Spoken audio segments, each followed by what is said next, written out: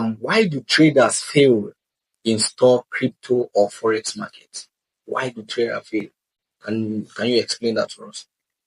I think that's one of the biggest questions in the industry because nobody wants to fail. Human beings generally would want to excel in everything they do. So failure is not an option.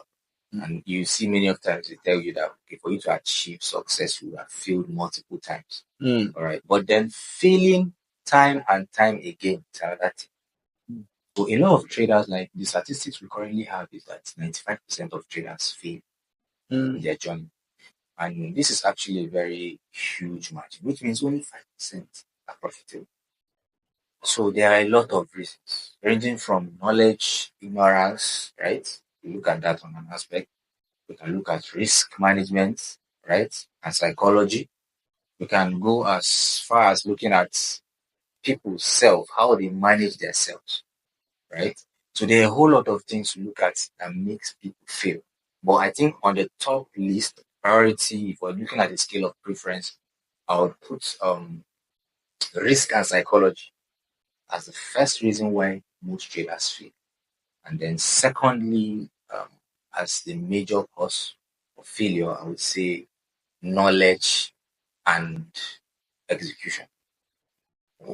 I know that you people in the world of trading, everybody, I think all Nigerians woke up one day to the news of popular YouTuber McAngel saying he lost $3.7 million in forex. Is that possible to lose that kind of amount? Well, the thing is, the financial market is vast and very liquid.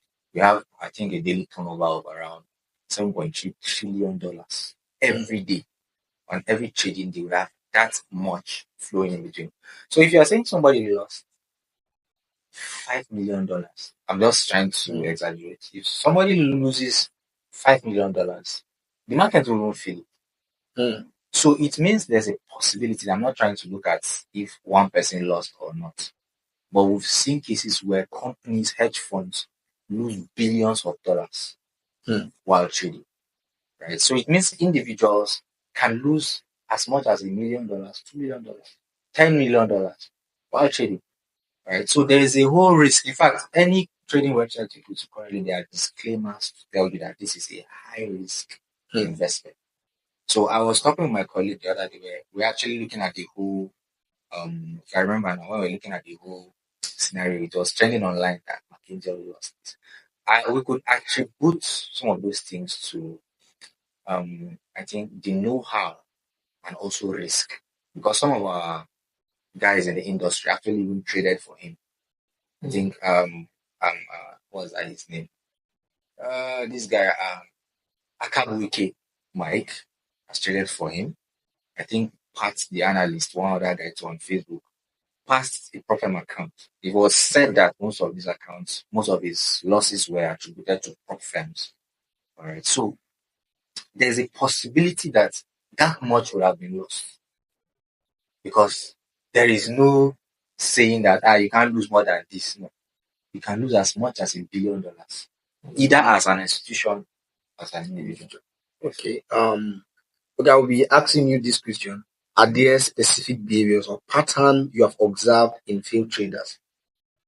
In failed traders? Yes. Are there specific behaviors or pattern you have observed? Well, mostly the concept of failure stems from people's ability to really manage their risk and greed. The problem majorly stems from when you want to make so much all at once. And that is the major problem. This is something that is supposed to be built over time and compounded while you manage your risk and preserve your capital. But somebody would come with, let's say, $200 and wants to go into a trade and make $800. So you're trying to make $600 out of $200, which makes you to leverage so much that you end up losing every time and making anything up. So yes, there are established patterns and it is mostly centered around greed. That is basically the problem. Do you have anything to add? Well, like I said, if you look at the McAngel case, for example, you can attribute a lot of it because it's not as if he lost it at once. From what we learned, he lost 50K here, 50K there, 100K here. In a bid to recover losses or recoup losses, you keep putting in, taking almost the same approach you used to use the other ones, and then you're banking in more losses and all that. So I think I agree perfectly with what he said. They are all patterns, and you can link them to fear and greed. And I think one interesting key about that McKingel's case was that I think one of the traders stated on how he was being conservative in trading and was making profit, but there was an increased pressure to make more, which would require risking more. So I think at some point he has to surrender back the account simply because he was compounding the profit and not leveraging so much so that he doesn't lose much. It is a double-edged sword. You leverage much, you can lose much or gain as much as you've leveraged. So it's a double-edged sword. Wow. Thank you.